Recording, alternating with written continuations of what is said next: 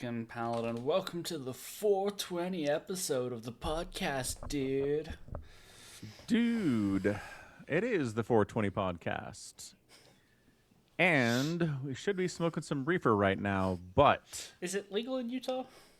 for medical reasons, yes, but not for recreational use. So I don't know what the status of medical use is here. I think in Canberra it might be legal to have like a little bit, but like for recreational or for medical? for recreational. Okay, Which right. is really funny because Canberra is our Washington, like DC. So all the politicians get it, but nobody else. Sounds about right. Yeah, but Like I how have. our politicians get universal health care and nobody else does. Isn't that great? Yeah, it's weird how Yeah. that works. Yeah. I have been getting a ton of ads on Instagram for like, hey, do you want to invest in a cannabis farm in Australia? And I'm like, what's the legality of this? Yeah. What do I get for investing? I have no money to Do I invest get a in that. prison sentence? Right? do I get it sent to my house? Like, yeah. So you didn't. No. I guess is that how that story goes. Yeah. Yeah. No. That's funny. Good stuff. It's also Mortal Kombat 2 weekend. It only took them 30 years to make a second Mortal Kombat movie. 5 years? The first one came out in 2021. Mortal Kombat? Well, the one that's the Mortal Kombat 1 to this Mortal Kombat 2, yeah. Oh. Oh, so when you... did I miss that one? I feel like I missed that one entirely. Okay. So there's like a 2021 Mortal Kombat? Yeah. Okay, because there's like a 1998 Mortal Kombat. Yeah. Okay, so is the distance between the 98 combat, is there anything in between that one and the 2021 one? I don't think so. And I think, let's see, Mortal Okay. Kombat film series. You have 1995 Mortal Kombat: The Journey Begins. Beautiful.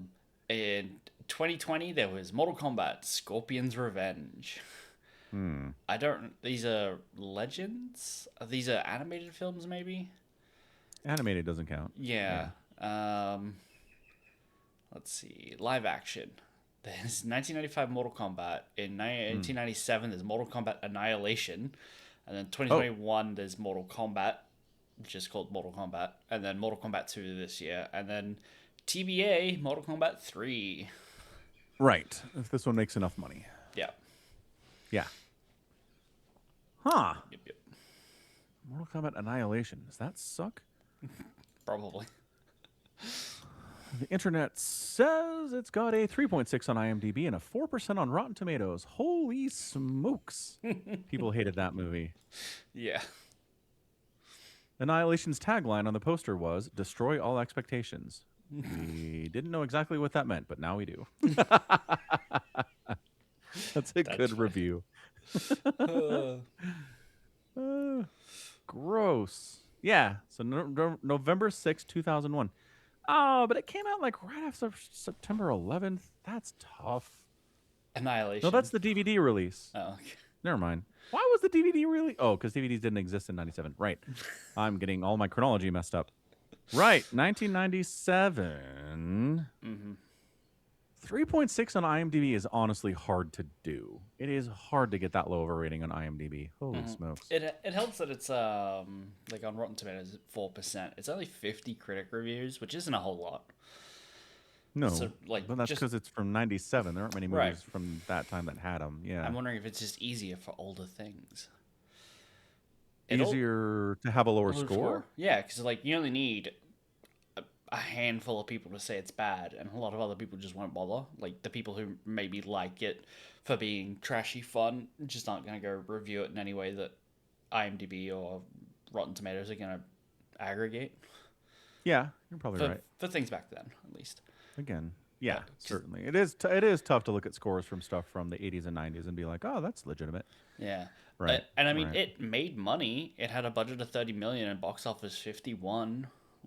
Okay. Which Yeah, I think for that's not 1997, that's really good.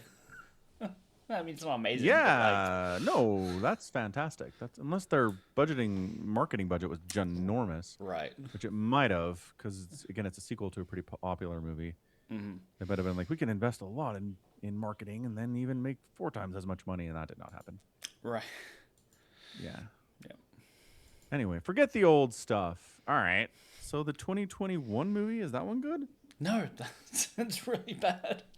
Okay. So that's crazy. So they do one kind of campy fun movie in 95. 97 sucks. 2021 sucks. And then they do another one that's good. That's crazy. Okay, so I mean, I was talking to you about this yesterday. Yeah. The one in 2021 is campy fun, but it's just kind Uh-huh. of hard to watch because even though it's not taking itself very seriously, characters will just be in places and be like, how did they get there? Or why is that character Yeah. there? Yeah. And so the process of watching it is not very fun. But I mean, the fights are fun. Are the fights fun? the fights are okay. That's the problem. Yeah. Right? If the fights were like, holy shit, this is the best fighting I've ever seen, you don't care about people Right. teleporting places as much, right? No. Yeah. The fights are not amazing. But Okay. yeah, I don't know if you need to watch it for this one. There's a bunch of characters will pop up and you'll be like, who is that? Why is that? And then they'll just play a clip from the first one. Like a 3-second Wow. clip of like a character dying and then being like, okay, and now we're bringing him back to life so he can be in this movie too. And you're like, okay.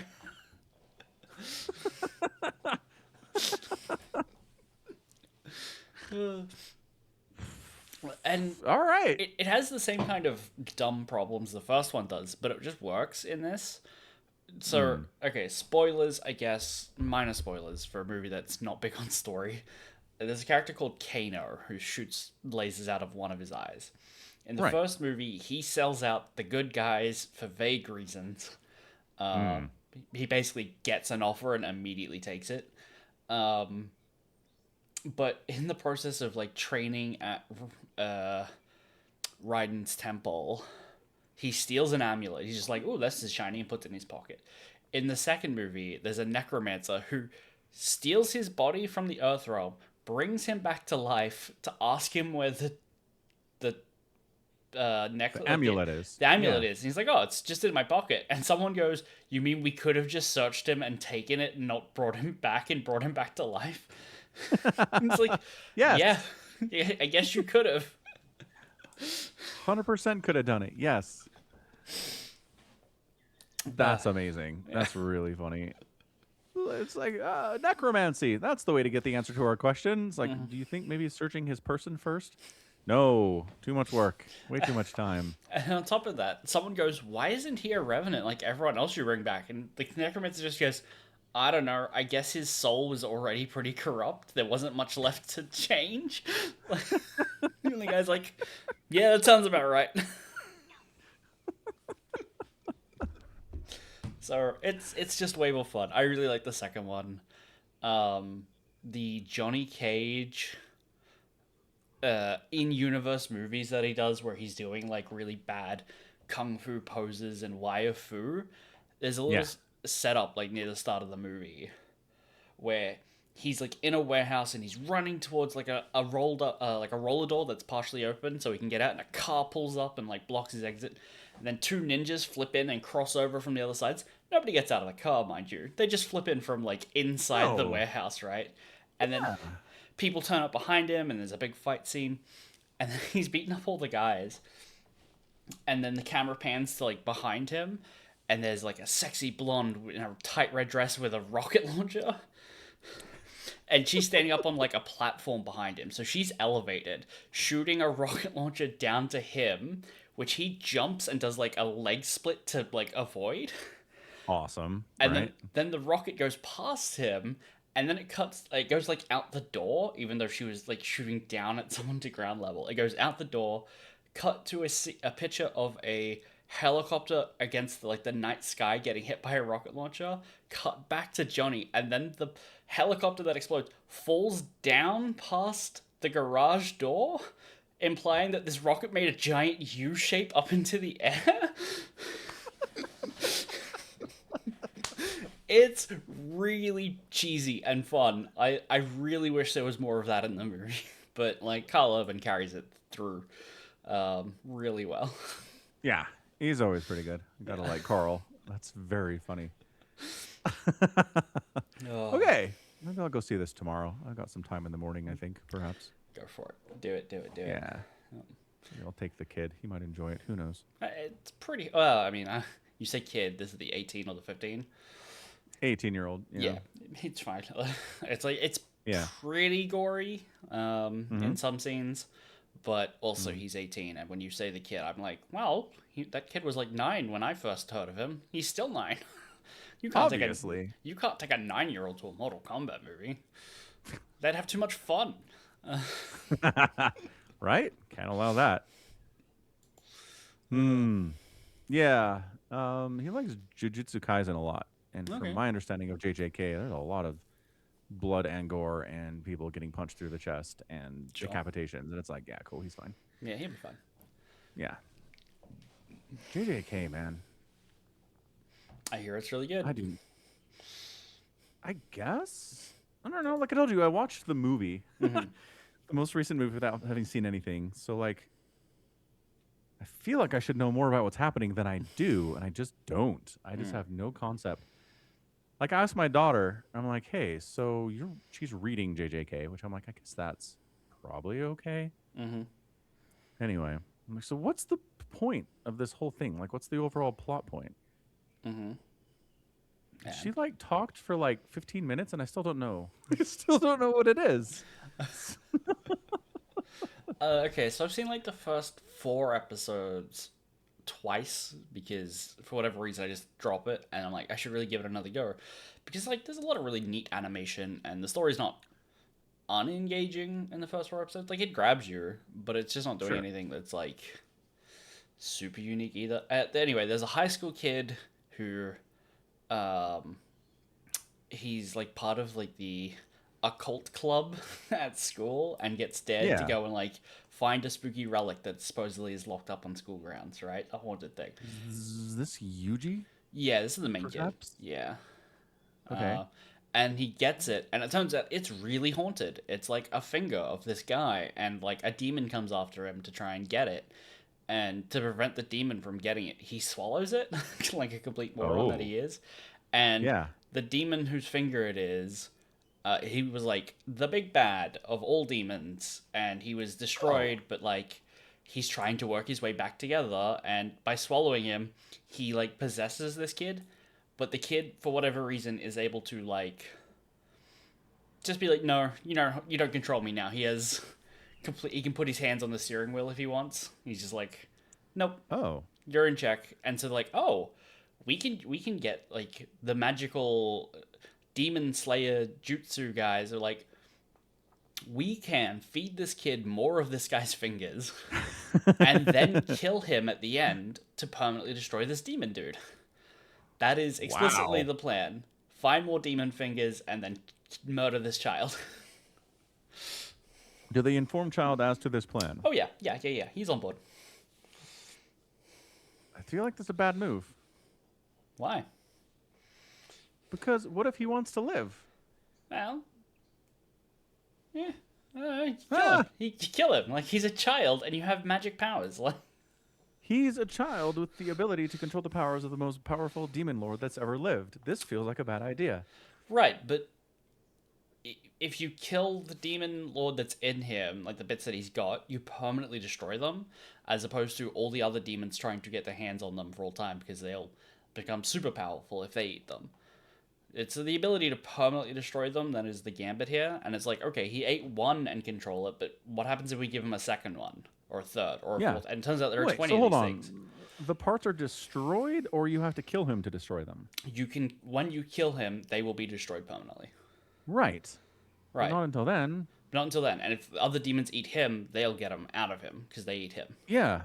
So by Sounds killing like a horrible plan. by Okay. killing him, you can destroy the One Ring. I feel like this makes perfect sense. But not now. You need to put more pieces in. Yeah, exactly. You gotta kill Yeah, them that later. takes time. It does, but it turns out they have a bunch already. They just gotta go find like the last they just have 10 like or a something. drawer full of them. Yeah. Yeah. Okay, fair enough. That makes more sense, I guess. Yeah. So they're like, all right, look, this is dangerous. If a demon eats this kid, this demon lord will come back. But also, we just have to find a couple more pieces and we can permanently banish this thing. Yeah. Got it. Okay. That makes sense then. So, yeah. So in the movie, the ruling council's like, Yuji needs to die, everyone. Got a big bounty on Yuji. And it's like, oh. And I'm trying to square that with how this story starts. Exactly. Who knows? I don't know. You probably don't know. It's fine. Yeah, I'm sure it makes sense. Anyway, Jujutsu Kaisen. Sure, it's great. Yep. Yeah. Yep.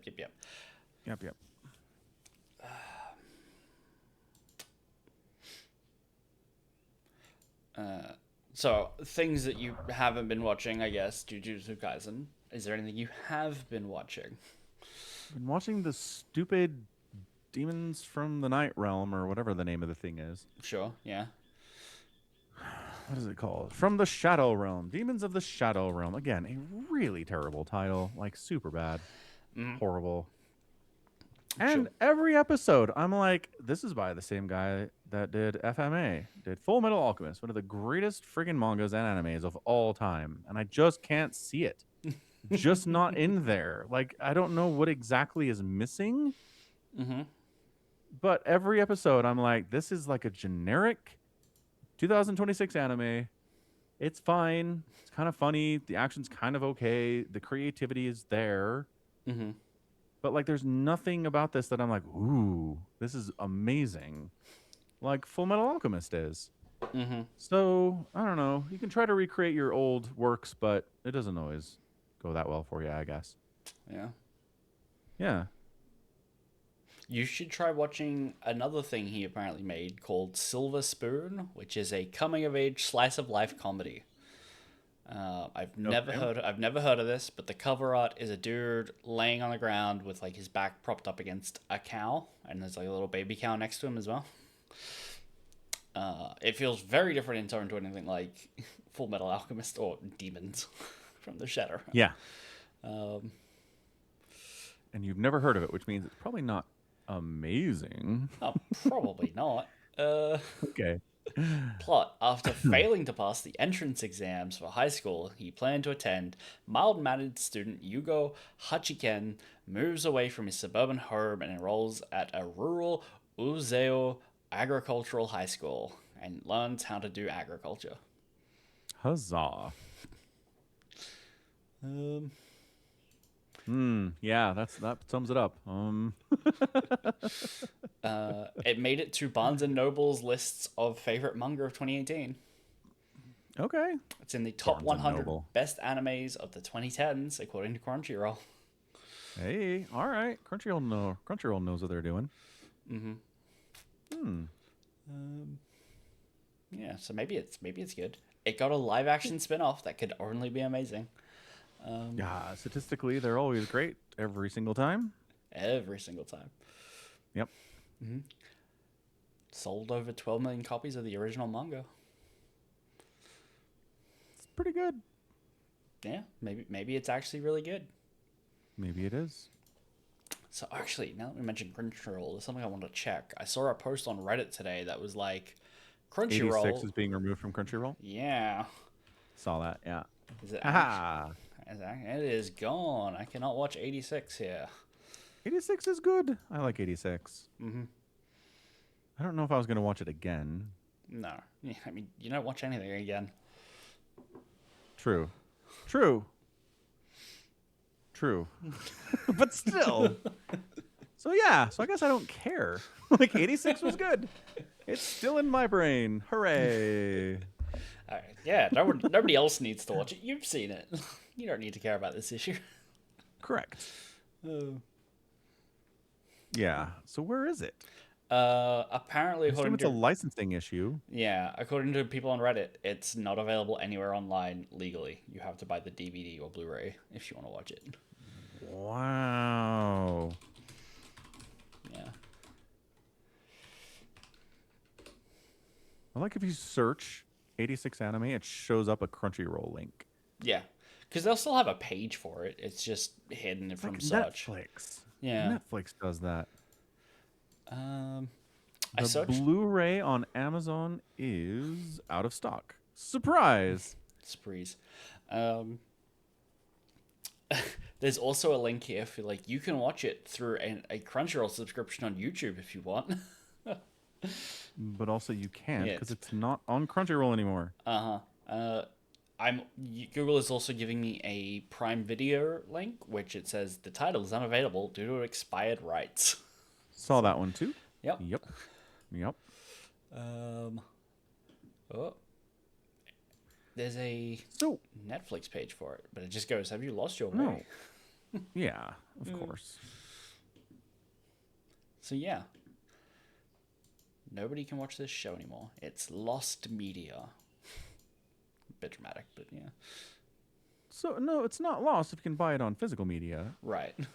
But it just sounds like the rights holders are like, screw streaming. We're gonna make people buy it on Blu-ray or whatever, 4K these days. Right. Right? It could just be that like Crunchyroll wasn't going to give them enough money to have it on their site anymore, or Yeah. something like that. Who knows what other reasons were? Maybe the people who own it just forgot to, check their emails and be like, "Hey, would you like to renew this licensing?" Like, oh man, I'd love to know where I've heard a story where like that before, where it's just like they lost the licensing to something just because nobody at the big corporation was responding to emails. Right. Because emails. Yeah. I mean, I understand. Email is reliable. But my goodness, I don't know. Anymore, if I want to get in contact with somebody, email is like my last option. Yeah. I don't do a lot of emailing. I mean, just part of it is because, one, I think people in important positions in corporations get so much email, there's a good chance yours gets lost. Right. Or ignored. And then, like, spam is so bad that spam filters are going crazy, and the chance it gets picked up as spam is also pretty high. Yeah. So I just make a phone call, man. Yeah. But like, if your entire business interaction is through email because you're working with a Japanese studio, it's like, okay, I can maybe find a number. I don't speak Japanese. I'm requiring like Google Translate to send my emails. Yeah. And if I'm calling a phone number, is this even the right phone number? Is there a way through to the people I need to speak through their like phone messaging system? Mm-hmm. Yeah, huge problems there too. Mm-hmm. Yeah. Although I would say if you're in a pretty solid business relationship with a Japanese company, maybe you should have somebody who speaks Japanese on staff. How's that sound as an idea? Maybe. You'd think. Yeah. Yeah. Maybe. Yep. Or they could have someone who speaks English on their staff. Just there's ways to do this. People can learn languages. It's true. Even more than one. So I hear.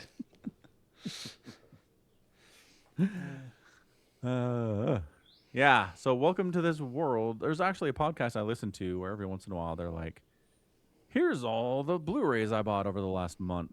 Just like collecting infinite numbers of Blu-rays because they don't trust streaming at all. Right. And I'm like, I, first of all, can't afford to do this. But second of all, I don't know, man. I'm just rolling with it. I'm sure one day I'm going to watch something on streaming and it's just not going to be available, period, anywhere at all or for purchase. And I'll be sad, but I don't know. Yeah. I have one of the podcasts that I was listening to, they were making their own media server and they were buying a bunch of Blu-rays and then just ripping them and then like throwing away the case, putting the disc into like a densely packed folder and putting the folder in a box and away in a cupboard, right, once it was full. So they could be like, we have the physical item and we're allowed to make a copy of it for our own personal use or whatever so they had a digital version that they could stream around their house. And they were doing it entirely because, like me, many years ago, were like, Microsoft's probably not going out of business. We'll buy our digital movies there. and then they were like, we're not selling movies on Microsoft anymore. It's like, you still have your libraries, we'll maintain those, but you can't buy things anymore. And they're like forced to choose between like switching their libraries between different things, and it's like, am I gonna remember that I have Pirates of the Caribbean on Microsoft, but Pirates of the Caribbean 2 on YouTube and Pirates of the Caribbean 3 on Apple? Like, no. Bingo. That's Bingo. just awful. It's super awful. I'm pretty sure I own The Dark Knight on Amazon. Oh, nice. But I don't know. Maybe. I'm sure I have a couple movies I bought on YouTube. I think I bought something on Google Videos back in like 2004 that I'm sure is just gone at this point. Right. Back before they bought YouTube and they were trying to do their own thing. I know I own at least one movie on Apple, and that's Barbarians. Oh, Barbarian. Because that's the only place it was available when you asked me to watch it. Holy smokes. I did not know that. Okay. I think I told you at the time. Probably. And I know I own one season of Torchwood on Apple when I was like, I've got an iPod Classic. I'm going to put a movie on it for fun. Like, yeah. Watch it on a screen this big. It's great. Dude, I used to buy DVDs, rip them to a format my iPod could play, and then watch them on there. Yeah. Good times. Yeah. Good times in the mid-2000s. For sure. And now I just have a bunch of movies on Microsoft, which I don't check to see what I own. And now I'm getting them on YouTube. But that's super disappointing as well because, YouTube, for whatever reason, has built their entire media streaming library of, like, paid goods for streaming to, like, Google TV. Right. If you watch it on a browser on YouTube, it will default to 480p, and you cannot change it to anything higher unless you go into the free movies, and if it's a free movie, then you can watch it at 1080. If you paid for it, even if you paid for explicitly the 4K version for up to $40, you will only get the 4K version on a TV or your phone. Yeah. Terrible. But why also is my question at this point. But why? I don't know. There's a 7-year-old support ticket that's like that's like publicly available. They're like, yeah, that's just kind of how it is. And like we're gonna fix it eventually, right? Yeah, eventually, maybe in 40 years after society has collapsed. Mm-hmm. Yeah. So terrible. Super terrible. Man, on that podcast where they were talking about his physical media collection, somebody sent him an email that's like, hey, I'm a librarian in Florida, and a lot of the people that come to the library don't have access to the internet and don't have the money to like buy DVDs and Blu-rays and stuff. Mm-hmm. So what we have here for physical media is like the way they watch TV and movies and stuff. And I was like, there are people in America who don't have internet in 2026? Who are these people? Where do they live? Are they in the middle of the swamp? Maybe. These tiny little rural towns in Alaska where they don't have running water either. Yeah, probably. I'll give you Alaska, I guess. Yeah. But Florida's civilized. Wow. What are you doing up here, kitty? It's kitty. Get away from my water. No, kitty. Yes. Kitty, come to the microphone. Purr into the microphone. Get on camera. You have to pay the kitty tax. Which one's this? This is Ollie. He's not gonna meow for us because he doesn't. But hello. Aww. Hello. Aww. You might purr, maybe. You gonna purr? Oh, there we go. I can hear it. Yeah. Aww. All right. See you, dude. That's great. He's like, wait, if I jump up there, I'll get more, right? No, I gotta kick him out. Be right back. The dangers of indulging your cats, ladies and gentlemen. A large pepperoni pizza from Dommies. I had a deal with some pasta and a 32-piece palm bite. Are they big pizzas, Killer Wolves? What is this? Palm Bites. You know. Check your cable. Can't hear you. Oh. Sorry, he was talking to someone else, and I'll be quiet. 23.44 is the deal, which is not bad. Okay. 23 American, I assume. Yeah. How long do you think Falcon needs me to be quiet, Killer Wolves?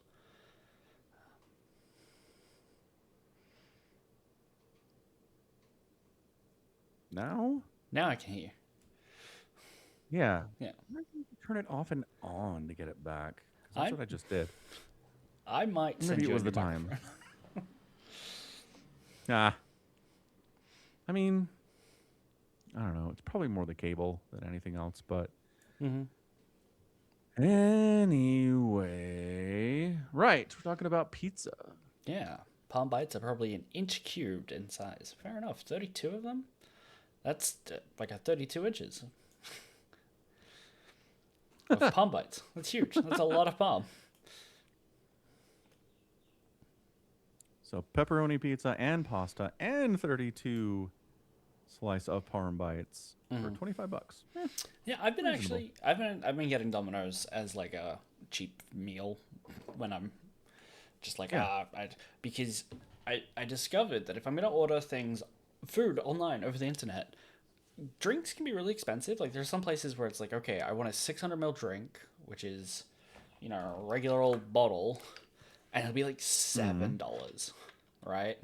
Right. Which is just crazy. And then I go to Domino's, who have been like delivering food online or over the phone for ages, and it's like, okay, there's a deal here for 3 sides for $12, and I can get a bottle twice the size of this of soda, and I can get 3 of them for $12. Yeah. It's like, okay. There you go. It doesn't matter that the pizza's technically less good than other places. The value for like just on the drinks, I can just stock up my little fridge for a while. Way easier. That is nice. I've never been to a pizza place that doesn't gouge you on drinks, though. It's always like 3 times as much as at the supermarket. And I'm like, I'm not paying $4 for a freaking 2-liter of soda. It's $1.50 at the grocery store. For sure. If I was to go into a supermarket, I could probably buy a bottle like that for like $1.20. But yeah. I have a motorbike. I can't get a whole ton of them back. I mean, delivery exists in the year of our Lord 2026. That's true. And that's $15 for delivery. Gross. Yeah, regardless of how much you get. So it's like, I don't know. I'll just order a pizza and then I can justify it because the delivery on the drinks then is free. There you go. That's it. That's the whole point. Delivery on the drinks is free as opposed to $15 from the grocery. Yeah. Reasonable. Yep. Yeah.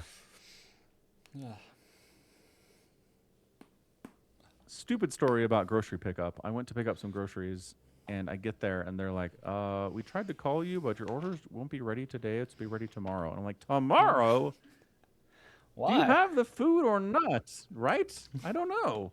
Yeah. And so I'm like, do you have the wrong phone number in the app? And I check the app and it's like, it's the right phone number.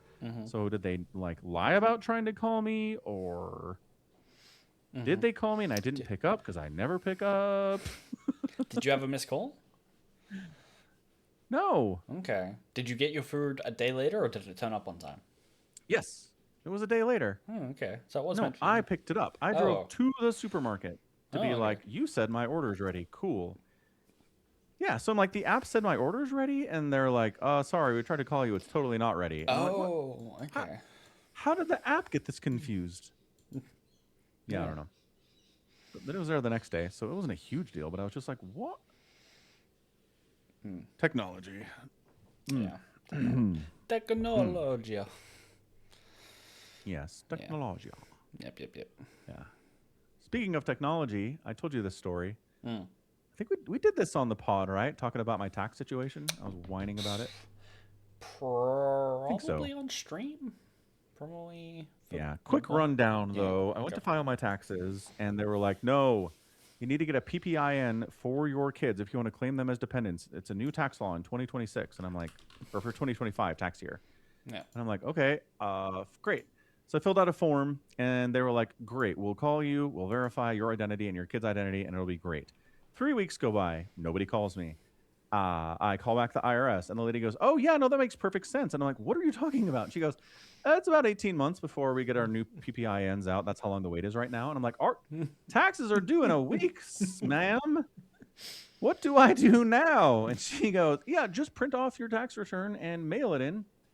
And then we'll contact you about PPINs for your kids later, and it'll be fine. And I'm like, okay. And then, so I do that, and I spend an hour at the stupid post office because there's one person working a week before taxes are due. Again, I don't know how many people mail in their taxes, but with the new tax laws for 2025, maybe more. Anyhow, so I go home, and I'm like, yes, there you go. All the people from Florida. So then I go home and I'm like, I remember hearing something about the IRS being understaffed. I'm like, yeah, the government closure back in 2025 really hurt IRS staffing. They haven't really recovered yet. Awesome, I said. And then there are other funding issues the IRS is having, so that's a problem. And then they're like, well, this PPIN problem's an issue too. And so all these people are putting in physical mailing tax returns, and so they have more of those than they've probably ever had in the last 15 years. And so I'm like, I'm not getting my return until October. That's it. It's not happening. And so we made a bet. Here's the thing. I made sure to write on the calendar that it was a bet and for how much and for, what was the thing. What I didn't write was who took which, the over or under. I took the over. You took the under. I thought this would take forever. I was wildly wrong. Yeah. Yeah. Yeah. So, okay. Again, to spoil the story. So Sunday, I'm sitting there. I get this text. Hey, your federal tax refund's been processed. It should show up tomorrow. I'm like, what? It's only been 3 weeks. It's been 3 weeks since I've mailed in my tax return. How? And I don't know how. I think it's a modern day miracle of bureaucracy that it got done this fast. Yeah. Nobody called me either. Nobody was like, hey, we need to verify these are your kids. So what the hell was that all about? Dunno. I don't know. They still don't have a PPIN. They still don't know these are my kids. Why, when they processed it over paper, was it okay? But when I sent it in over TurboTax electronically, they're like, no, not allowed. I don't understand. I don't get it. Maybe TurboTax is like a middleman. It's like, oh, we need all the information before we'll send it. But if you send it directly to the IRS will just go, well, let's just look at his previous tax returns. Has he always been claiming these kids? Or at least regularly? And they just go, yeah, it must be fine. Every other year, but yes. Yeah, every other year for the last 5 years or whatever. And then every year before that. Like, right. They probably just are like, this checks out. We have the records. Yes. And what drives me crazy, too, is that they're like, we must have this PPIN to prevent people from claiming your kids illegally. And I'm like, you know how we do that? If they try to claim your kids, it says they've already been claimed. It flags it immediately in the system. How is this something we need to fix? Ugh. So mad. What if people fraudulently claiming your kids claim them before you do? Well, then I claim them, and they say someone else claimed them, and then I tell the IRS, hey, someone claimed my kids fraudulently, and we can do the process. But you don't have to get the PPIN if that's not happening. Because PPINs have existed since like 2003 for reasons of identity and tax whatever. And it has usually been, hey, somebody used your social security number to file a tax return somehow. So you have a PPIN now. Use this to file your taxes so we know it's you. And fine, people do it. It's normal. But there's all these new regulations for 2025 that require more PPIN usage for other situations. And it's for situations that don't actually involve fraud. So, bureaucracy. I don't know. I'm looking forward to doing this again next year is what I'm saying. I'll call them and I'll file and it won't work. And I'll be like, hey, what's up? And like, yeah, the PPIN's 4 years now. And I'm like, yeah, that's about right. Yeah. Yep. And then Somicron tells me that doing taxes in Australia is they send you a letter once a year that says, here's what you paid for taxes. Thanks. The end. That's your involvement in the whole process. Sounds But wonderful. I really wish that's how we did it. that's how it's usually kind of worked. Like I do my own taxes, and it's like, okay, I go to the website, and it's like, hey, your business, not your business, like your employer says you made this much. Is that right? And I go, yeah. And I go, okay. Do you have anything you want to claim? And I go, okay, well, here's some charity contributions. And like, okay, anything Oh, else? see, it is more complicated. It Yeah. is. And then they're like, okay, Okay. submit. And I'm like, okay, here you go. Here's your money back. Great. Or you owe us more, Yeah. depending on circumstances. Um, Yeah. yeah, it's usually pretty harmless. Yeah, like it's not very hard. I don't have any dependents, so I don't have to worry about any of that. I'm sure there's Right. stuff going on there, but I don't have to Right. look at it. Nope. Should add your cat as a dependent.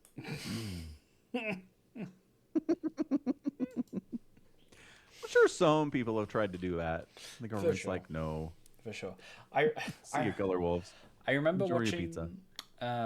something like a video essay that was talking about taxes and like how dependents worked in 150 years ago, where it's like, well, they just kind of took it on faith that you were being honest about how many dependents you had, and so people were writing down, I have 32 kids, you know. And it was like nobody was coming Right. out to check.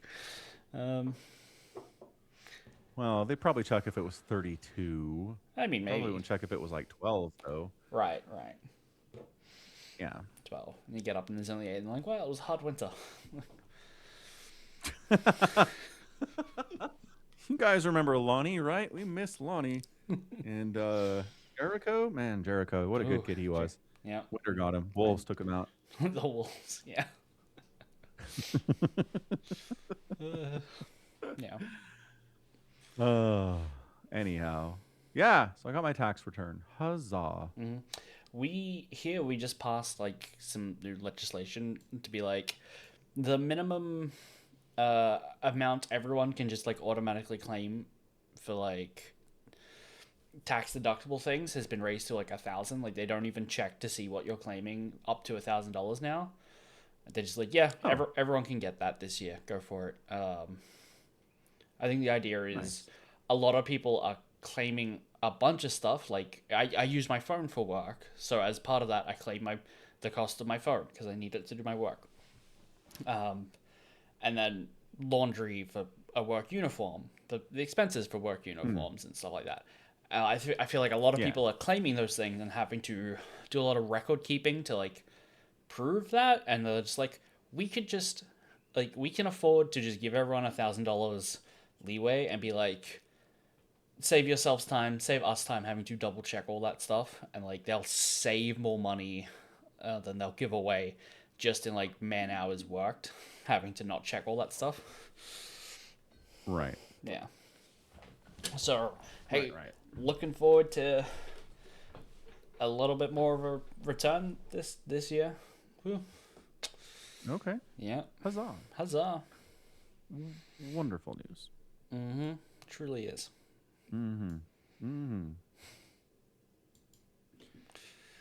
So how you gonna pay me that $10 in What do we pennies? have?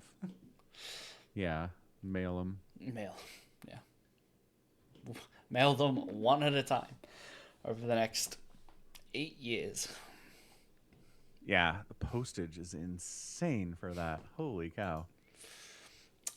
Is it a lot to just send a letter with like a single coin in it? Is that like, I get that like the stamp is gonna be more than the coin, Yeah. but I don't know how much a stamp is anymore. Like what? 45 cents? didn't you guys have like buy forever stamps? Didn't you buy? Yeah, but I was like, I don't send letters now. I'm not going to be sending letters in 20 years.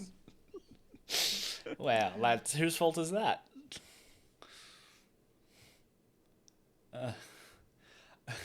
Global Forever International U.S. postage stamp. A sheet of 10 is $50. So they're $5 a stamp at the moment. Forever stamps. $5.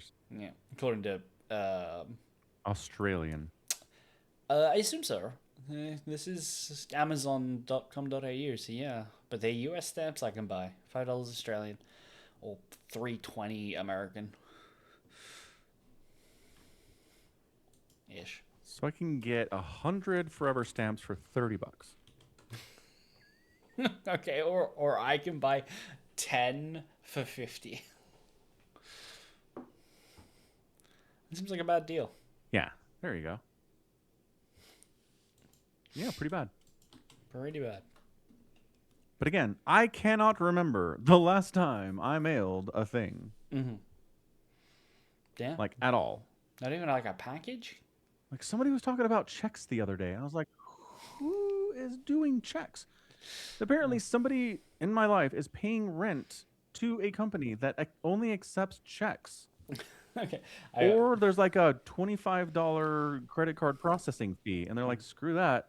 I got two podcast stories about checks. One, Yeah. a guy he lives in Austin and he like forgot his card or whatever, or didn't have cash to pay for groceries. So he wrote the people a check and he's like, look, just take it to the bank. It's money.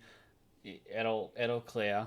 And he was sitting there like watching his account like weeks later. They just never went and cashed the check. Like the business just never did that. They was like, we're just not going to. And it's like, okay, so I can get my groceries for free here if I pay in check. Seems crazy. Right, but the problem with checks is that then 6 months later, they take the money, and you're like, ah!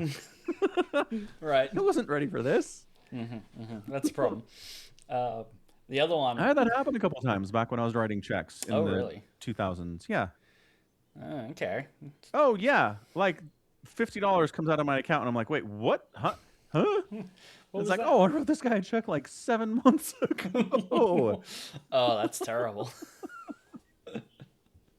I've only got experience there using should be some kind of like statute of limitations on it where it's like, oh, you have to deposit this by like 3 weeks. Yeah.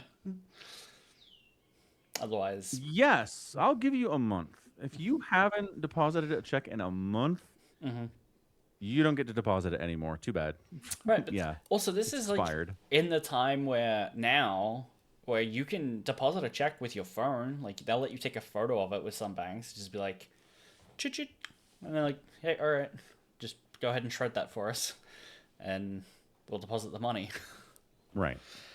So the fact that like I'm listening to a podcast from like last year that it's like, yeah, this grocery store never deposited my check is even more crazy. Given how easy it would have been for them. Yeah, super crazy. Yeah. The other one is an Australian filmmaker and journalist called Brady Harron lives in the UK. Like he's moved there forever ago. But he bought a house in, I think Bristol is where he lives, a little seaside village. But because everything in the UK is incredibly old, when he bought it, he bought into an agreement that when the house or the land was sold like 400 years ago, that's still going, that whoever owns the home on the land will pay in perpetuity to the person who originally owned the land £4 a year. And so he has to twice a year send off a check for £2. Or, PayPal? Nope. Cash App? Nope. Like, there's so many ways to send money these days. This company who owns this, like... Which was the point of this whole discussion was... Yeah. But apparently the company that owns this perpetuity agreement only wants checks. Right? They don't want to have to manage any online accounts. They just want to get sent a bunch of checks. Don't know why, but yeah, that's how they would accept money. That's incredibly stupid. Yeah. Yeah. You could buy out of the agreement for £500. Anyway. Or you could send them for a year. I would just be glitter bombing every letter. Yeah. Seems reasonable. Yes, 100%. Yeah. Absolutely. So yeah, I think we've done PayPal, right? Who's we? Me and you. Oh. I have PayPal. You have Oh, PayPal. I think we've yeah. done some money exchanges with PayPal before. For sure. Yeah, probably. Yeah. So PayPal. Okay. Yeah. Short answer. You don't want to send me a check?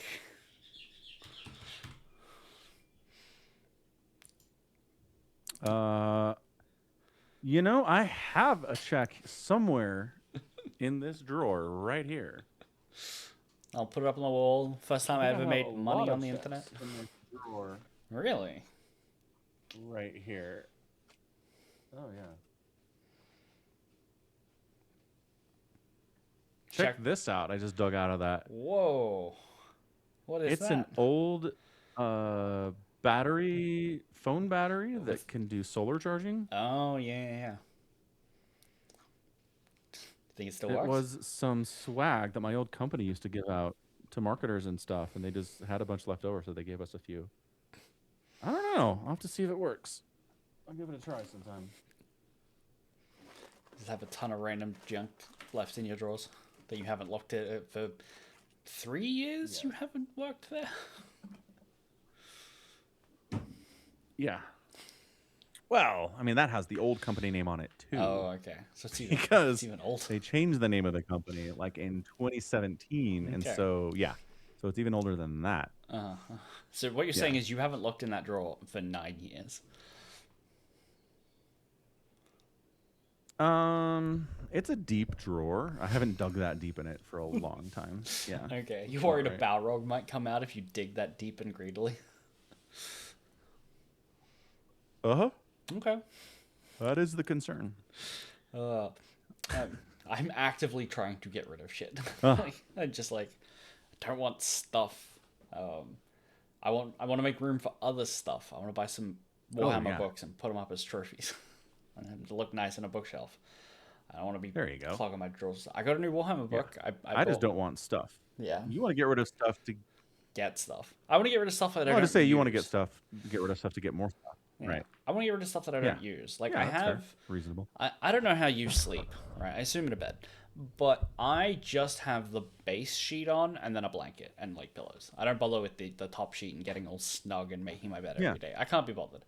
So I have a drawer with like 6 or 7 of these top sheets that have never been used, and I'm like, why am I holding on to these? Why have I been carrying these around for like the 4? It's a good thing to get rid of. Yeah, so I am. I'm getting rid of them. Gonna go and donate them slowly because I can only fit one in my backpack every time I go to work. Right. Sorry. But hey, now I've got a whole new drawer. Good. Completely empty. It's great. And then I'm gonna do the next drawer and then the next, and then get rid of that set of drawers, and it's gonna be I'll have space to walk in my bedroom again. It'll be amazing. It won't be like a jungle gym. Hanging from the ceiling just to get to my bed. Yeah, I got a delivery yesterday. That is good. I got a delivery yesterday with a new special edition Warhammer book called Da Freebooter's Code. If we want to put an orc book on the list of things to read, it's Orc Pirates. I mean, I do like orc books. We talked about this last week. So it's on the list. I've got the actually. Let me go and get you the. I'll put it up on the camera, and that way we can show it. I'm just gonna close that for a second. But I'll be back. Okay. Yeah, orc books, great. Yeah, NBA playoffs are happening. I can't talk about the Sumcron here because he'll get bored. But yeah, Victor Wembanyama, hard elbow to Naz Reid's throat in Game 3 of their series yesterday. He got ejected. Spurs lost. All right, I'm back. And he didn't get any further punishments. So, what's this about punishments? What you got? What's this about punishments? NBA stuff. You don't care. Oh, okay. Oh, about yeah, Wemby elbowing people. Yep.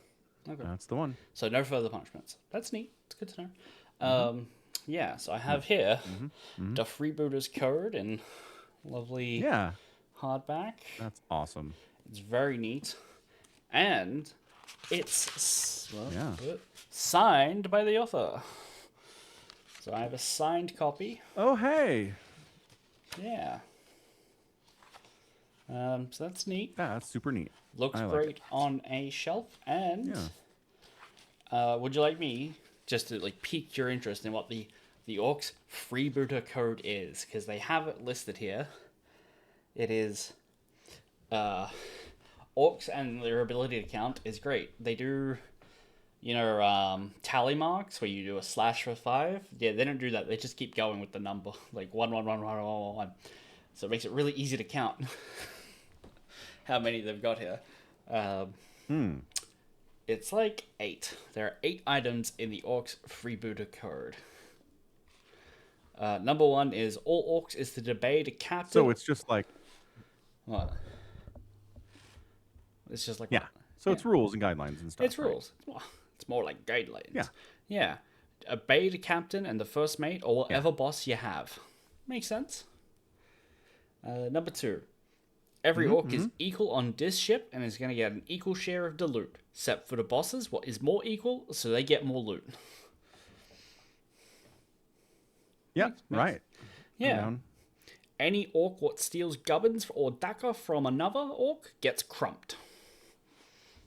It's, it's fair. Yep. Yeah.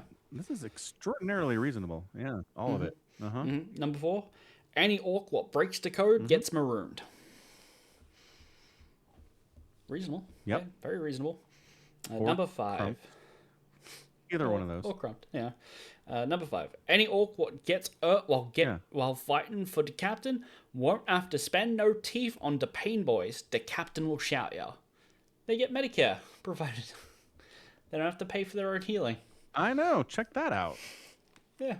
They get work-provided healthcare. That's nice. Not only do they have UBI in the form of teeth as currency, where they just infinitely regrow their own teeth, they have universal healthcare. Number 5 again. If we find more orcs, they agree to the code or they don't get to join the ship. Make sense? Yeah, I'm down. Although I want to point out, it's not universal healthcare if you only get care if you get hurt while working. Right, but what else? Well, I assume if you get hurt while in a scrap with another orc, you don't get it covered, right? Ooh. But that's fighting for the war boss, though. Yeah. When work is play and play is work, who knows? Or is it? Yeah, you're right. You're right. If you're fighting another Fair orc, enough. you're not working for the war boss. It's work as compensation. They get work. They have work cover. Yeah, that's what it is. Yeah. Which is still pretty great. It's still pretty great. Still pretty great. Yeah. Number 5. No orc can do a mutiny.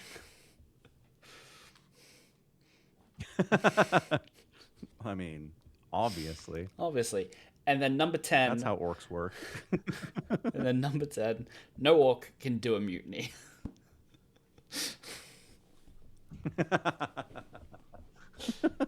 So that's good. If that doesn't entice you to want to read the Freebooters code. Good code. Yeah. Nothing else will. It's orc stuff. I've never read an orc thing, and I'm like, boy, this certainly sucks and is boring. It's always super fun. Yeah. You don't have to entice me to read orc stuff. Well, not you. Yeah. All the other people listening. That's super stuff. good, though. Yeah. Anyway. That's a good point. Yes. Anyway, I just wanted to show off a cool thing. Anyway. That is very cool. I approve. Should we do Gaunt's Ghost? We should. We should. What did we read this time, Yeah. Falcon? So this week we read Blood Pact by Mr. Abnett about ye olde Gaunt's ghosts and what happens when they don't have a war going on. Yeah. They don't have battles to fight. And how this is bad for career soldiers, it turns out. Turns out. Yeah, which I think is just kind of a true thing. That's true in the real world, too. Yep. Got to keep people busy. Got to give them stuff to do. Yeah, so in broad terms, I think I described this book as a reverse Garyon, which is not a particularly deep insight that, like, they now have a traitor general in their custody, and the Blood Pact sends an insurgent team to go and do a hit. Right? It's exactly the Gary on mission, but the roles are swapped. Exact same thing. Yeah. Right. But Yeah. But we get it's all done with the background of like a peaceful world that had been liberated. So there's a ton of like civilians in this book. They don't get like a lot of lines or interactions. There's two that do, but you see people who are just like dealing with like, hey, the main business on this planet is interring corpses from the Crusade. What should our business be? You know? Right. And there's like a doctor who's like, I just do autopsies. That's it. And a guy who's like, I do photos, but I make them. He does autopsies and then makes them heroic. Yeah, he does. He dresses posthumous people. photography and makes and people, obituaries and stuff. Yeah, it makes people look nice for the family's memories. He's not strictly. I want to say he's not strictly doing anything too serious, but he is also like, I need to take a photo of Gaunt for the shrine where Gaunt's remembered for being dead at the Battle of Bauhaus. And it's like, okay, that's like an official thing. That's not just like the photo someone puts up on their mantelpiece to remember Jimmy who died in the war. That is straight Imperial propaganda machine. Yeah. Yeah. To like gussy them up. Well, and I find it interesting because that's kind of the beginning of the book. It's like, hey, Gaunt, we need you to go sit for this portrait. Someone is going to take your picture. Yeah. And like, he waited here all day and you didn't show up, and we're kind of pissed off. And I'm like, you didn't ask this guy what it was for? Because if you'd asked him what it was for, Gaunt wouldn't do it. Like, but he told Gaunt what it was for. Assistant's all pissed off because like he didn't do the thing, but it's like, you didn't do your job. No, later. No. He's like, I put it like I told you what it was for, and I put a copy of like your itinerary for today in your copybook. And he's like, I never saw that. I never saw that sheet stapled to the one. But he had talked to him. Beltane had talked to Gaunt the day before about sitting for a photo. Like, he had told him what it was for. It wasn't just, there's a man who wants a meeting. No. A photo because they need it for the hall where they memorialize how you died in the war. Right. You tell Gaunt that, and he's like, fuck that. I'm not doing any of that. That's stupid, right? Maybe so did Beltane not ask? Or did he know and keep that from Gaunt? That's what I'm saying. Oh, okay. What the photo's for, not because that's a hilarious moment. Yeah. That's a Yeah. It's very funny. It's like, and this is where Colonel Ibram Gaunt died heroically, and everyone looks at Gaunt and he's like, I don't know, man. So that's like, that's near the Gaunt. He's a hero of the Imperium. Like, who on this planet is like, yes, obviously, I've never heard any other stories about Gaunt during this very war that's happening right now that would give me pause to think about maybe he's not actually dead. Maybe. Okay, so this is like right at the end of the book. There's a tour guide that's like leading them through like a famous place during the battle for liberation of Bauhaus. And Gaunt's sitting at the back of the tour being like, that's not really how it happened. That guy killed himself. He couldn't handle the stress, or Slater didn't die here. He slid, a kilometer that way, and they dragged his body here. It didn't happen that way. Like, Gaunt's like, I was there the whole time. Right.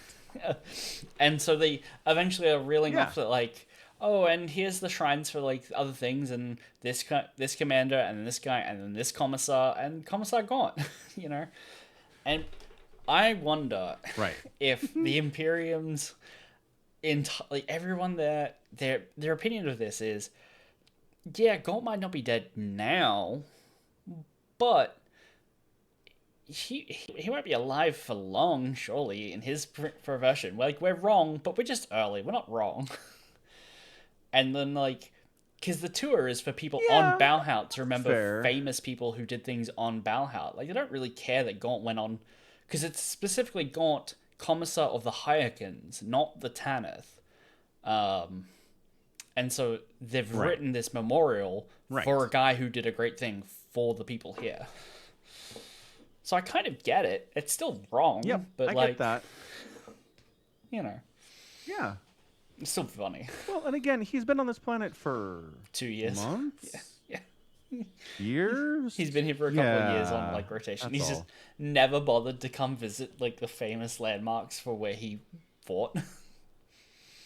He's just been busy. They do say he's been like Yeah, I just given a feel bunch of like like instruction jobs for new regiments, and he's been kept busy a little bit. So, he has been. but what do you Anyway, feel like? it's funny. That's all. What are you feeling like? Yeah. No, I don't know.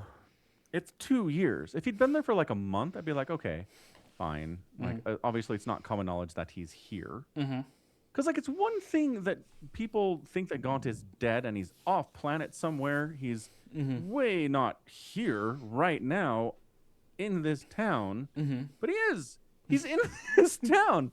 He's like going to official functions and stuff. Right, but it's Gaunt. This is to them. It's just very funny. A different man named Gaunt. That was Commissar Gaunt of the Hyakins. This is Colonel Commissar Gaunt of the Tanith First. Same name, different person. Like, when was the last time? Obviously. When was the last time? Like, what if you found out that your high school had a memorial because they heard you died? You haven't been to your high school in forever, but it's surely just down the road. Like, it's not very far from you, right? They might be like, that would be a weird thing to find out that they think you're dead. But like, when was the last time you went there? Yep. You know. Well, yeah. But again, I'm not You're not famous.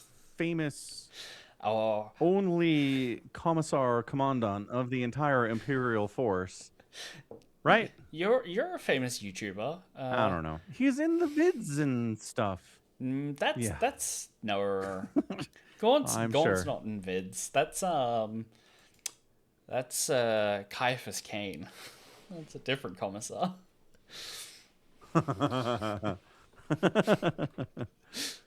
He's the real hero of Ron Norris. You're probably right. Probably just Caiaphas in the vids. Yeah. Yeah. But I mean, newspapers? I don't know. It doesn't really matter. We're getting too carried away with this. But I mean, the basic storyline is a little bit straightforward, as it usually is here, right? Blood Pact infiltrate the town to kill their traitor, general, whatever he is. Used to be Imperium, went over to the Blood Pact. Now he's coming back over. I did like the little psychological rundown they give of him at the start. It's like, this guy Serial is cheater. not loyal to anyone or anything. Holy shit. Yeah. For someone to do this is like, what? Yeah. So I just find it interesting, too, that we spend time with this dude. And most of it is just like, how do we stay ahead of the Blood Pact that's trying to kill me? And a lot of the conversations are just that. But I'm just curious, like, what's his deal? What does he want? Why does he want to leave the Blood Pact? Does he have information that's important? And if not, then what's his plan? You know? Yeah. We don't get that at all. That does not ever really get cleared up in this book. Right. So, like, by the end, I remembered, like, the twist at the end of the book, right? Like, I had forgotten, so I was genuinely in suspense when I was finishing it this morning. And I thought I saw what the twist would be, which is because he's not just ex-Blood Pact. He left the Blood Pact to help form the Sons of Sec, which is how we know this guy, because he was interviewing Noxious Sturm on Geryon. Like, he was like a loose thread that was hanging over from, like, 6 books ago. So he helped build the Sons of Sec, and then he left them as well to come and be like, I can help the Imperium win the Sabbat World's Crusade. And I thought I saw the twist coming. Yeah.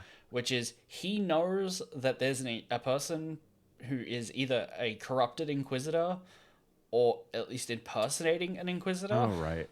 I was like, oh, that would probably be really handy information for this guy to know and to be willing to spill.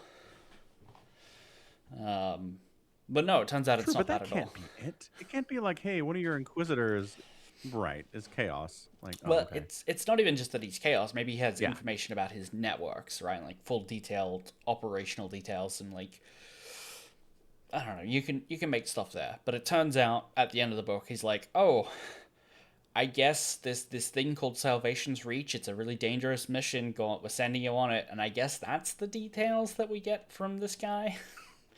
It's just kind of implied that like there's a new suicide mission that Gaunt's going on. I Yeah. guess it's the result of keeping this guy alive. I guess. Right. Yeah. I guess. I don't like it. No. Yeah. Oh. Yeah. Anywho, one of the thoughts I had about this book that I was thinking about over the weekend especially was it's more interesting if the Imperium is suspicious of Gaunt. Like, when he absconds with this traitor general, there needs to be a certain level of, I don't know, man, he could be doing this because he's working with Chaos to make it more interesting, right? Because if he's just Commissar Gaunt and he's unimpeachable and nobody has any questions about his loyalty at all, then it's less interesting, right? Sure. It's always less interesting when Gaunt interacts with the Imperium at large. But you were like, but you can't actually give them legitimate reasons. Like, he can't do anything to make them suspicious of him because then he loses his job. Right? So what we do is we put him, right, on a chaos-infested world for a longer time than science says he should be able to be there without becoming infested by chaos. Science or Imperial propaganda. And then he doesn't. Yeah. Right. One of the two. It's about belief. They've done some science. I'm not saying it's hard science. Okay, they did some astrology. But they have examples of people who have spent time on chaos-infested worlds. Yep, astrology. Anyhow, I'm just saying, it's a really smart writing method to give a reason for it to be more complicated than, oh, obviously Gaunt is protecting this guy so that the Blood Pact doesn't kill him. Right. We're going to help him. Rather than, we have a reason to hunt him down too. So now he's running from the Imperium and running from the Blood Pact, which is a better story. While I agree with you in principle, they do unfortunately just keep going back to the same well, which was Gaunt was on an infested planet. It's the Garyon thing every time.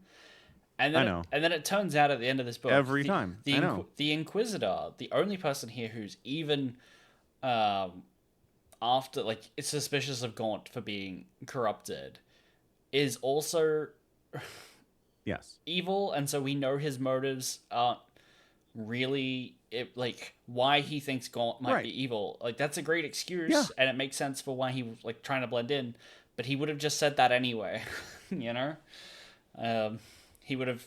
He would have, but nobody would have believed him if there wasn't something there to actually ground it. Right, but we don't see any other Imperial commanders except for that other commissar, the guy who's like been doing tabs on him for the week before. Yeah. To like push back against that. He's just like, I'm an Inquisitor, you will obey my authority.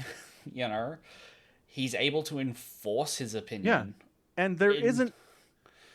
So we don't we don't need him to be like, he has actual ground he's standing on. It's not nothing. I don't know. No, I think if he's like this unimpeachable guy, no one has any reason to suspect of being chaos infested at all. I think he's bad. I'm going to use his own regiment to hunt him down, and I'm going to kill him. I think everybody says, fuck off, man. What are you talking about? It's Commissar Gaunt. No one's ever had any questions about this guy in his 40-year career in the Guards. Screw off. I do.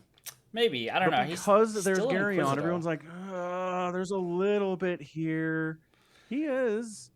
Yeah, but here's the problem. But Inquisitors don't. But we don't see anyone go, Garyon. It's the Inquisitor going, oh, but Garyon.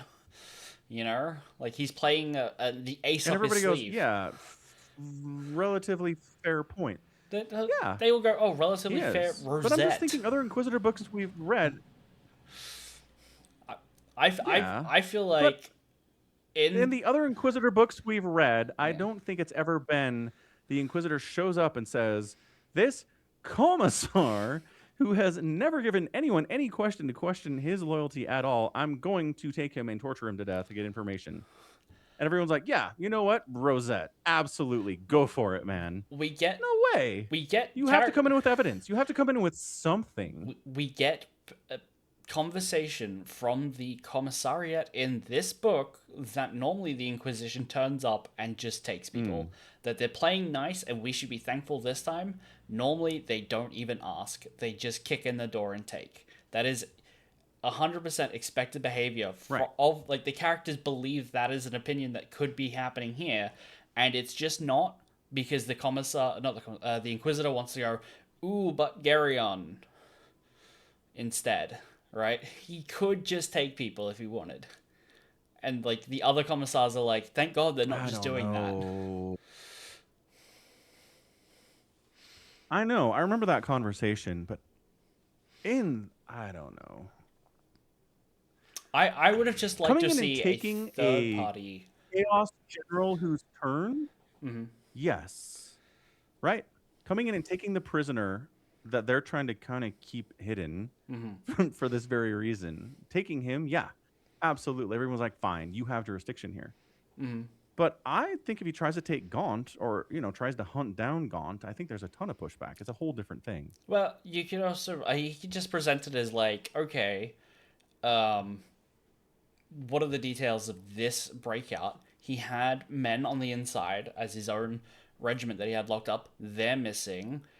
There was a staged attack or a real attack. Yeah. And now he's absconded with the prisoner, and he isn't, like, he's gone completely to ground. Right. We don't know where to find this guy. Just those evidences there. It doesn't, like, you can make a case that does not look good without just being like, and Geryon. Like, Geryon helps. It does. It's just, we've seen it 4 times already. It does. I know, and I agree. And I think it was an interesting thing to do with his character, and it's probably time to be done with it now. Right, and I just wanted a third person. Because how long has it been since Geryon at this point? By the time we get the next book, it's been 5 years, I think they say. Yeah. This book, by the time we get the next book, it's probably going to be another 2 years past that. So so Geryon's like a decade in the past at this point, and like if freaking Gaunt was going to turn at some point, it would have been before now. Yeah, so if anybody tries to pull that at this point in the storyline, I'm going to be like, no, definitely not. This is dumb. Yeah, we get mentions of, like, and Guard Command has ratified their orders, and it's like, okay, who's Guard Command in this? Who is? We get told that the Tanith are, like, billeted next to another regiment who are totally down to be, like a barracks regiment, who are just like, we're here to enforce the peace on Valhalla. That's where we want to be serving, and the Tanith are just like, no, please put us back on the front line. But we don't get anything from them being like, yes, listen to the Inquisitor, because that I've long held deep suspicion about the Tanith ever since their Chaos Commander came back from Geryon. That's like a single person other than the Inquisitor justifying those beliefs, like, vocally at all in the book, would have really helped. Because there's no one else who does that. True. Agreed. It's just an Inquisitor who we're told is evil at the end because reasons. You know? Right. Yep. Yeah. I do really like that when he's evil. Which, honestly, that's but he shoots the other Blood Pact dude, and he's like, and then Kane or whatever. He's like, and he's like, oh yeah, that is one of the last names of death. How does he know? And it's like, oh, that's a really funny twist based on, like, when Rawns and, like, the rest of them are locked up, and they're like, Echet Magia to the Blood Pact, and the Blood Pact's like, oh, they have Blood Pact imprisoned here. Maybe I can free them and they'll help. And it's like, no. No. They're just pretending to be on your side. It's both. You get it from both ways. It's really funny. I like that. You do. Yeah. Yeah, that is good. That is good stuff from Dan. I like that a lot. Yeah. Yeah, I kind of want the story of how an Inquisitor either turned Chaos or someone in Chaos managed to replace an Inquisitor. Like, either that's an interesting story either way, and I imagine we're never going to get that, but I thought that was... and plus, the Inquisitor who has his retinue wear his face is interesting as well. Yeah, they all look Never really got to the bottom of that. No, that's just like a weird thing that Inquisitors do. Yeah. I like to think... Well, this one... This one does, yeah. I like to think, because we also get the siblings in this, and one of them keeps talking about all the the blood surgeons or whatever who like wrought her to be this witch damned monstrosity.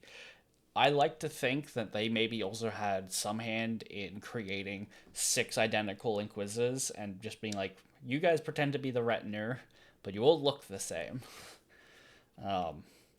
That maybe the Blood Pact are actually way more advanced in their cosmetic surgery than the Imperium gives them credit for. Yeah, I think that's fair to say. I mean, they're more regimental and they're more, what's the word, structured and everything than most Chaos Legions. So, for sure. sure, why not? For sure. They're more competent at some other things, too. Yeah.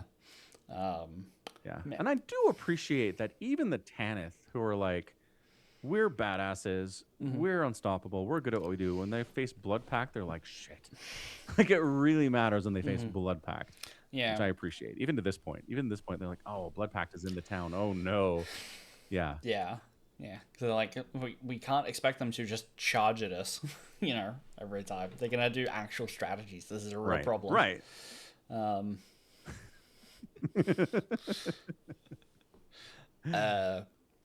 Poor Wes Maggs, who was unfortunate enough to be cursed in the last book at Hinza House about an old lady in a veil, and then gets haunted by an old lady in a veil here. It sounds like, if you say that, it sounds like Dan has just like double dipping by doing it back to back. Like, oh, what if we haunt the guy the same way as him twice? But it's almost because it's next to each other that it really fits that he hasn't quite gotten over it yet, even though it's been a year or whatever for his perspective. The fact that it's back to back to us, he's still he thinks it's the same haunting, I found that really fun. Especially with Mags going crazy and being like, that and is he great. put his gun to Prisoner B's head and pulled the trigger and chapter, and you're like, oh no, he's totally killed the prisoner. And then it's like, no, he's just out of bullets. It's fine. No, I knew he'd spent his whole clip. I was like, that dude just wildfired all over the place. He doesn't have any bullets anymore. Yeah. The moment Dan wrote like, and he pulled and he like let loose on full auto. I'm like, okay, so that's an empty magazine. Yeah.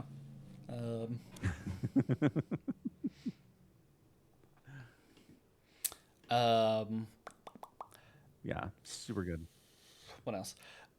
What did you think of Dr. Death? The albino autopsy doctor. The mortician? Yeah. Yeah, the albino mortician. Yeah. Right. Yeah, he's fine. I thought it was funny as they slowly realized he hasn't left his house in like 30 years.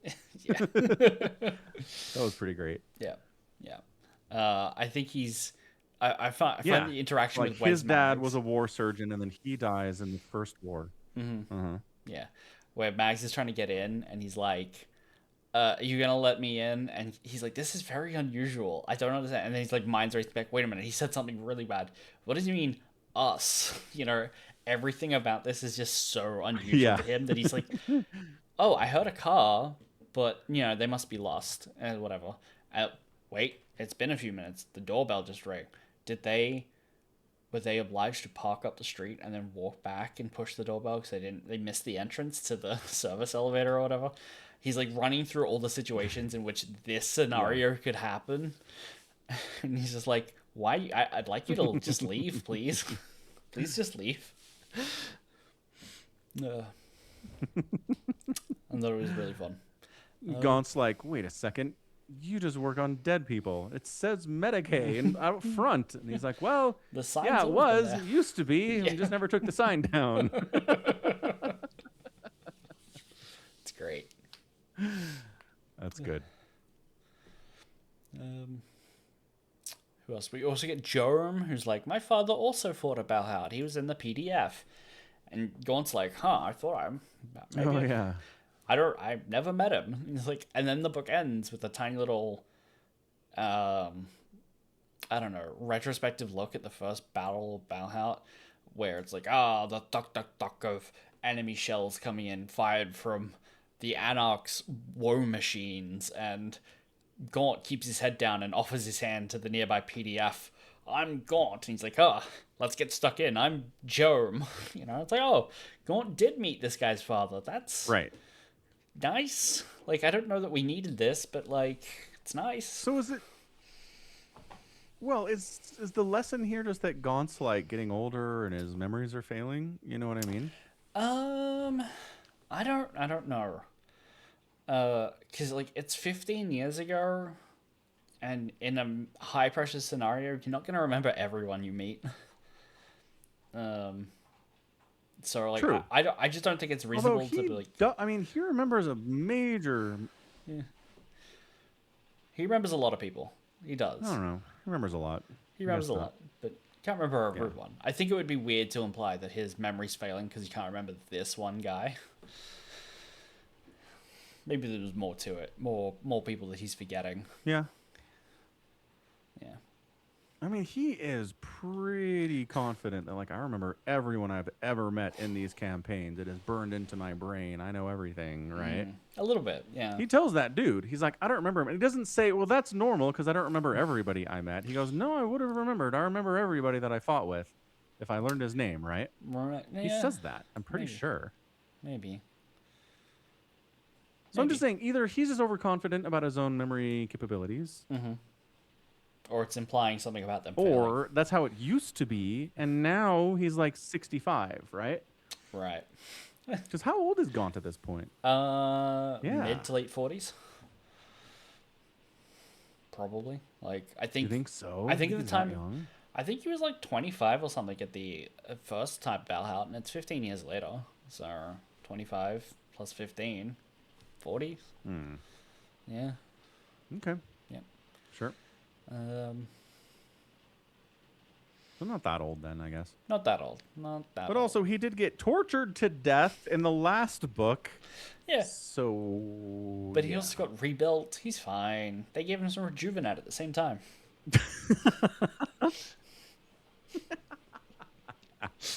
No ill after effects of getting tortured to death. Not in this Imperium. No.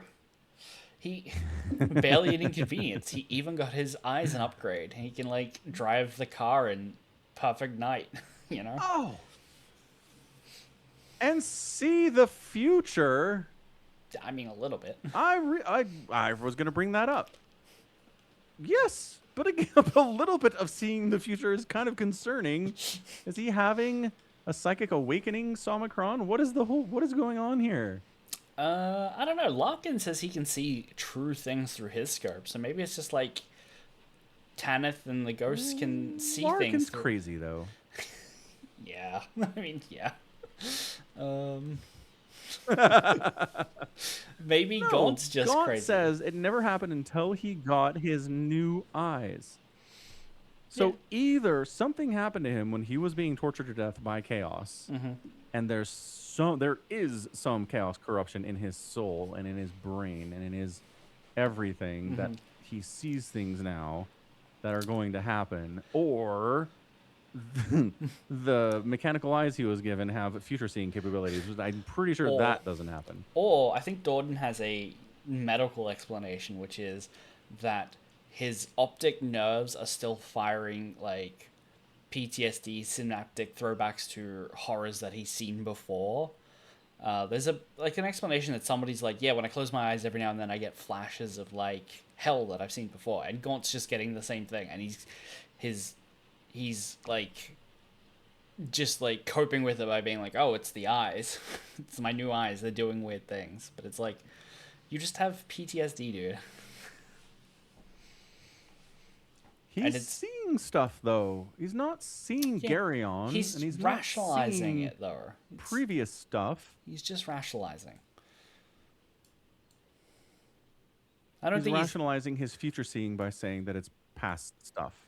No, he's rationalizing by saying the things he's seeing must be visions of the future, right? That's his fear. Maybe he's worried that he is chaos corrupted, but I don't think that it necessarily strictly is.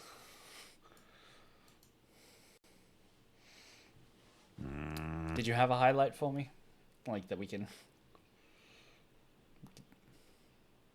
Probably.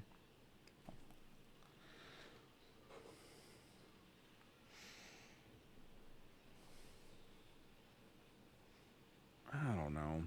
I just really feel like he keeps seeing things that is going like when he's in the building before the Blood Pact attack. Mm-hmm. Right? What does he see there? He's like he knows this is happening. I can't remember. Well, I mean, Tona But is like basically like is off on a run, and she like stops and is like, "I need to get into cover. I don't know what it is." She's like, "I feel like somebody's watching me," and then like yeah. the camera pans, and it turns out the Blood Pack were prepping on the other side of the wall to attack a section. But Tona's not like having visions of the future to know that. It's like combat spirit is sensing definitely not. enemy forces, you know? Gaunt's just doing the same. Yeah. That's just battle instinct. Yeah. With her, certainly. She's like my senses are picking up something that I can't consciously understand, but it's telling me danger is nearby, right? Right. That's all it is. Mm-hmm. Oh, here. Okay, this is the one. Okay. This is the first time. So remember, the driver is late. Oh, yeah. I remember this. And then Gaunt said, and then the dude's like, there was a delay at the parking garage. And then Gaunt goes, no, there was a card school at the parking garage. You and the other drivers, a good hand you didn't want to toss in, so you kept me waiting. Mm-hmm. And the man's like, how did you know? Well, he doesn't. And then he's like, where'd that come from? He does not confess. I felt as if he'd somehow witnessed the man's crime. Uh-huh. The drivers hunched around an upturned crate beside a brazier in the chilly garage. The cards going down. A steward from the club coming in, calling out the number so the staff car is requested. Mm-hmm. Like, it's a clear as day. Yeah. Gaunt has like a vision, and he keeps doing that. I think Gaunt has an overactive imagination for being undeployed for 2 years, and as a commissar, I think he bullied that driver for a legitimate delay, and like because the guy said he goes to talk, and then he goes, "It's one thing to get a report from a commissar, it's another thing to be caught in a lie," and so he stops talking because like I don't think he can. I think he wants to defend himself there, but he's like, it's just not worth it. This is just a commissar who's out to bully some guy because he wants to throw his weight around. Like, I think it's very ambiguous whether or not Gaunt is actually seeing something there, like literally, or if it's just metaphorical, that he can see it in his head, that like, oh, these people, they're bored, they're sitting around, they're waiting for a card to be called, and like, they're sitting around playing cards, and Gaunt just invents a scenario that makes sense to him. I don't think that's like... Listening to that, I thought it was very ambiguous of whether or not Gaunt was literally seeing things. I'm pretty speculative, because he's like, are people so opaque in their laxities now that I can just guess what their crimes are? Is that what's happening? Like, he has that line as well. Yeah, he does say that. He does, you're right. Right after that, he says, I saw it as clear as day. And then he goes, but I've just seen it all. Yeah. That's what's going on here. I know all the tricks. I know all the reasons that soldiers shirk their duty, and I just... Yeah. So maybe, I mean, if it keeps going and further, that Gaunt's getting visions of the future, this could be a thing that I've entirely missed. That Gaunt is actually getting visions from the Emperor. Or maybe from the Chaos Gods. Dun, dun, dun. I mean, that's what I'm worried about. It could be. That's what the Inquisition's worried about. Yep. Did you really enjoy Gaunt going to have a chat with Weil about a member of the regiment refusing to get his medical work done and what they should do about it? Yeah. That was nice. That's really fun. Weil. He should be chained up like, in the guard. I just love halfway through the conversation, he goes, oh shit, it's me, isn't it? And halfway through, in the middle of a sentence, he just goes, oh, it's me. Yeah. Wile's great. I like him a lot. He's very good. Very good. I like that he kind of develops like a friendship with the Egotar, with the traitor. And towards the end, the Egotar goes, "You're a good man, Gaunt." And Gaunt goes, "If they take us, please don't say that to anyone. Tell them I'm your sworn enemy instead."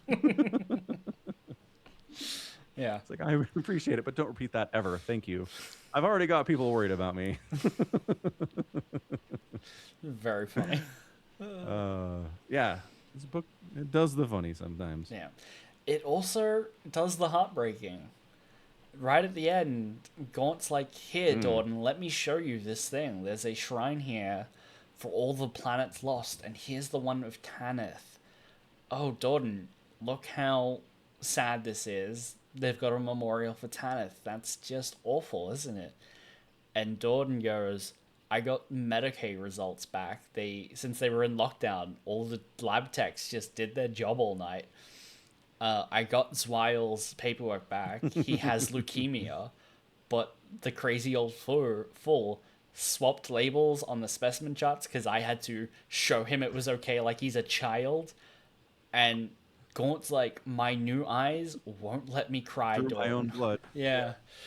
Oh, it's Yeah.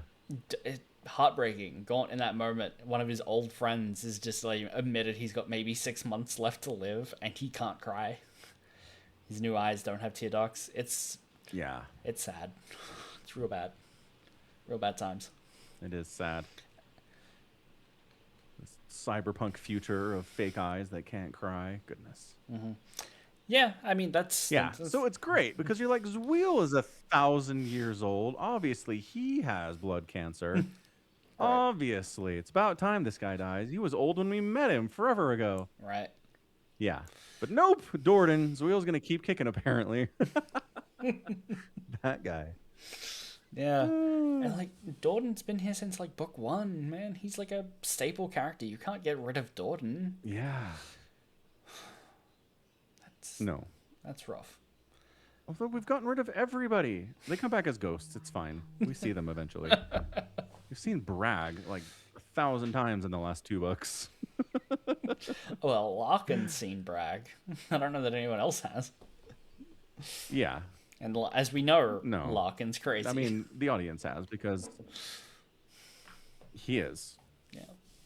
Like, I'm not saying they come back. I'm just saying we get to hang out with them a little bit because we get to see the Larkin ghosts. Okay. Yeah. He'll probably see Dorden. Yeah. So that's... I like the whole thing with Tona where she's running like 13 miles a day because she cannot stop eating the like pastries at the local shops. She's like, it's my weakness. I can't stop. So I have to run a gajillion miles a day to work it off. And I'm like, fair enough. Reasonable. I like that when she's first running, she entirely is internalizing it. I have to run because of the enemy. And then, 2 pages later, it's like, and the enemy was all the really expensive cake stores that she couldn't afford back on Vergast that she can now because she has 10 years of back pay just sitting in an account.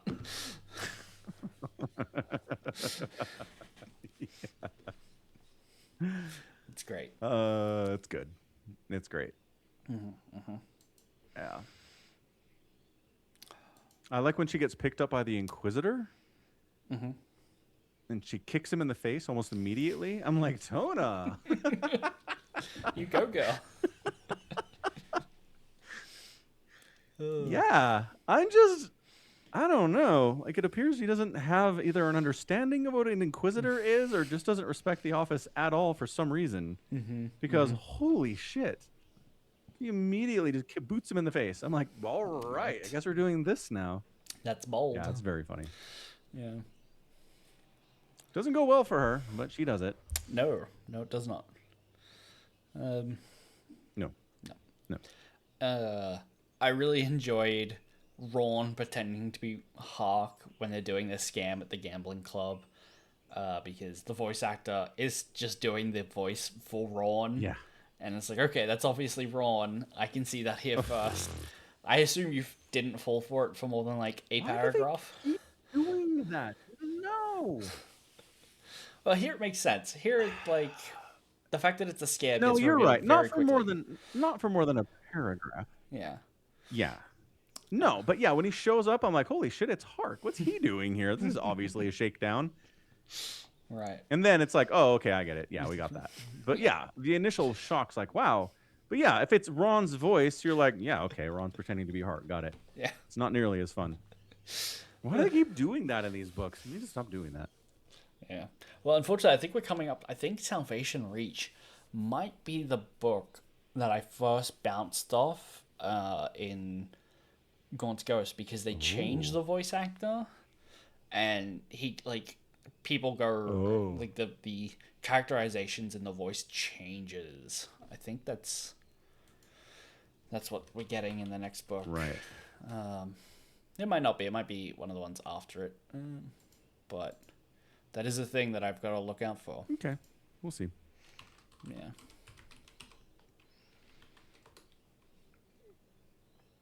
Yeah. Do you have any other highlights? No, there's just some kind of like nice moments where that one PDF guy is like, "You're a hero, sir." To Gaunt, and Gaunt's like, "I'm not a hero." The dude's like, "Look, man, if you're not a hero, no one is. We are all screwed. So just take it, just accept it." I was like, "Yeah, that's fair. sure. Gaunt's a hero. He doesn't want to say it, but he is." Yeah. Oh, Yeah. yeah. I'm looking at the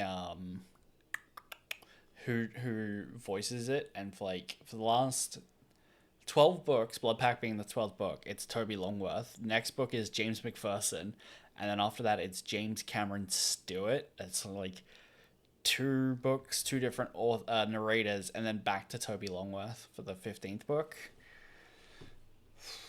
It's gonna be.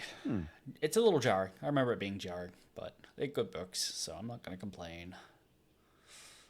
Not going to complain. No, definitely not. Interesting. Anyway, do we have anything else for it for the book? I think that's it. Alrighty. Yeah, no, that's it for me. Unless you have something. Not off the top of my head. Huh. Oh, actually, I do have one thing. Okay. Which is everybody is totally dismissive of Merrin, and Merrin thinks he's this hot shit because he's a captain while Ron was away on Garyon, and everyone is like, "Shut up, you fat face! Nobody cares." Yeah, it's crazy because like even Ron is having like character development, and he was a piece of shit when we first met him, and he's like not as much a piece of shit anymore. But Merrin has remained a piece of shit the whole time somehow. Yeah. Yeah. Amazing. Even Ron's like, all right, Merrin, that's enough. Yeah. Yep. Yeah. So I guess he's our new. He's new Ron. He's just new Eli. no, no, not Eli. Because it's Eli Ron. New Ku. New Ku. Yeah. Ku. He's new Ku.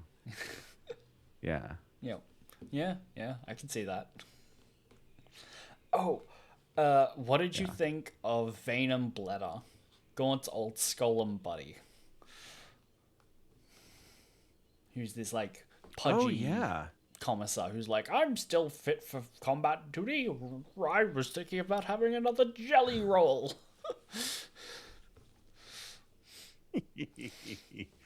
Yeah, totally. But then when the Inquisitor picks him up, he's like, "Gaunt, I don't know that guy. What you talking about?" Like he totally immediately stonewalls for Gaunt in the face of the Inquisition, which is like, all right, dude, you're not too bad, I guess. Yeah. Yeah. So at the end, Gaunt's like, "I would like to have Venom Bledder join my regiment." And I was like, "Done. You've got friends in high places. Go for it. You can have him." So expect for him to have joined the team. Okay, sounds good. Yeah.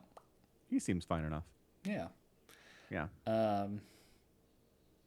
Oh, there's also repeated bullying of can't.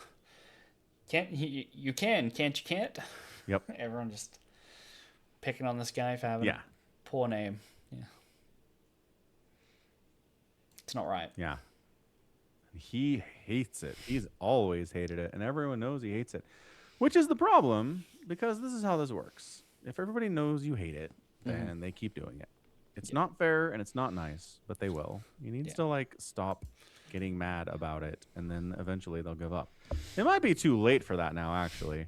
It might be. Like maybe if he had just acted cool about it initially, it'd be fine. But it's been years now. No one's gonna believe him if he's like, "No, I'm cool with it now." It's been 5 years. I've been really mad, but now it's fine. Keep going, everyone. Ah, ha, ha. All right. You know, way too late.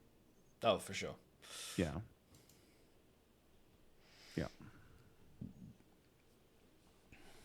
Well, all right. Anyway, that it? Yeah, that's it. Okay, sounds good. All right, thanks everyone for hanging out for another edition of the Falcon Paladin Hour, streamed live here on twitch.tv/Somicron on Mondays or Tuesdays, depending on where you are on Earth. Incredible stuff. Time zones are. You can support the podcast by subscribing here, or by gifting a sub here, or by cheering bits here. Really fun to do. Also, you can go to youtube.com/@Somicron to find the VODs. A little bit easier there, I think, for most people who do YouTube. You can subscribe there too for free. Incredible stuff out there on YouTube. You can also go to patreon.com/Somicron and support there on a monthly basis, which is also nice. So do all that stuff. We'll be back next week with more talking about animes and video games, and who knows, maybe I'll see the Mortal Kombat. We'll see how that goes. And until then, stay safe and healthy, and take care of yourselves. Bye.